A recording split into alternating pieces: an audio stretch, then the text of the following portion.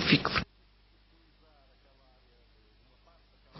Muito obrigada, Sr. Presidente. Aproveito para cumprimentar o Sr. Representante e companhia e queria, de facto, ponderarmos aqui algumas questões e pararmos sobre elas, designadamente o seguinte. Ouvimos da boca do Dr. Nobre dos Santos que, de facto, a administração pública, o Estado, é um patrão diferente do setor privado. Efetivamente é.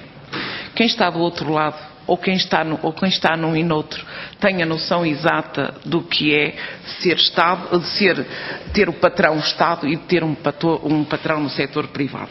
E os senhores também sabem muito bem, e não quero entrar sequer em nenhuma quesilha com isso, que os direitos dos trabalhadores da administração pública têm uma tutela absolutamente diferente daquela que não têm os trabalhadores do setor privado.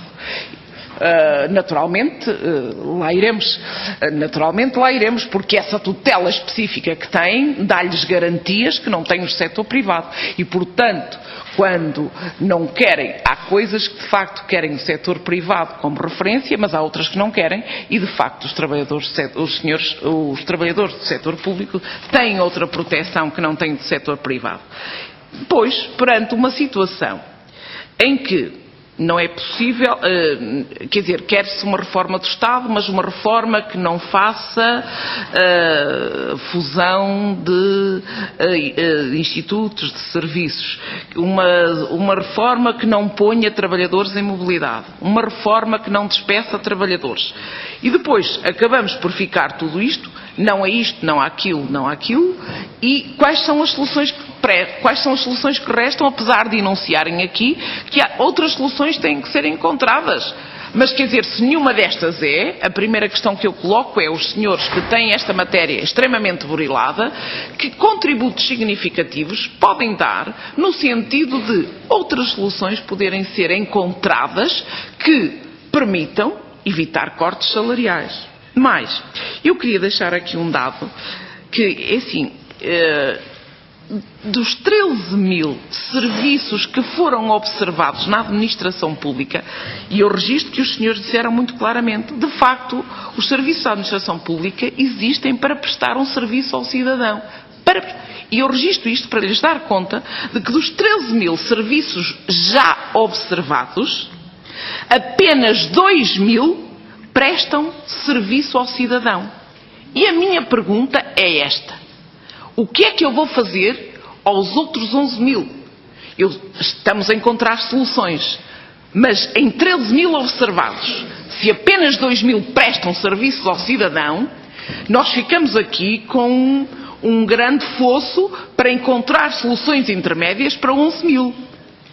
E, portanto, isto é também um problema que a administração enfrenta e que o Governo enfrenta naquilo que está a trabalhar. É por isso que a reforma não é assim tão rápida e nem pode acontecer, porque os números, as diferenças começam a ser um bocadinho astronómicas entre aquilo que é desejável e aquilo que é possível. Quanto à integração na carreira única, eu queria só perceber, porque eu acho que os senhores, ou eu não me fiz entender, os senhores não se fizeram entender e eu não percebi bem, só haverá a integração em carreiras virtuais naquelas em que o nível salarial não tiver correspondência na tabela existente, na já criada.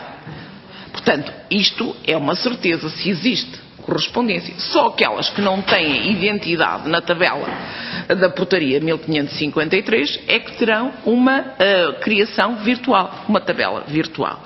E a verdade é que essas tabelas, os valores virtuais, manter-se-ão como se mantiveram aqueles que ficaram em valores em tabela virtual desde a ILV-CR. Já desde 2008 que existem posições remuneratórias que são posições virtuais. E, portanto, e com isso nós fomos convivendo e não foi por aí que o mal veio ao mundo.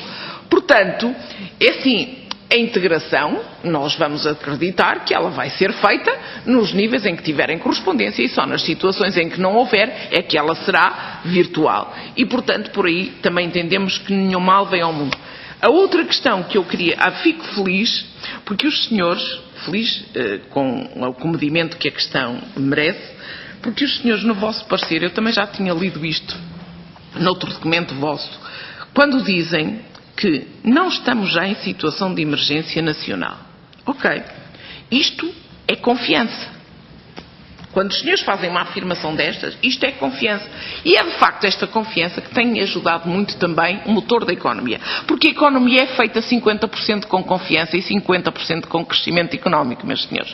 E, portanto, nós registamos esta parte e também reconhecemos que é muito assim. Só queria dizer ainda uma última referência para dizer que as medidas que estamos a tratar, apesar da carga fiscal que abrangeu todos os trabalhadores, quer do setor público, quer do setor privado, as medidas aqui preconizadas são medidas substitutivas. De facto, nós temos tido medidas que ora se apresentam e depois são revogadas, em cumprimento da decisão do Tribunal Constitucional. Temos dificuldades porque não é fácil apreciar a constitucionalidade de cada norma, mas estas são medidas substitutivas. Resta-me agradecer mais uma vez a intervenção e a vossa presença aqui. Muito obrigada. Muito obrigado.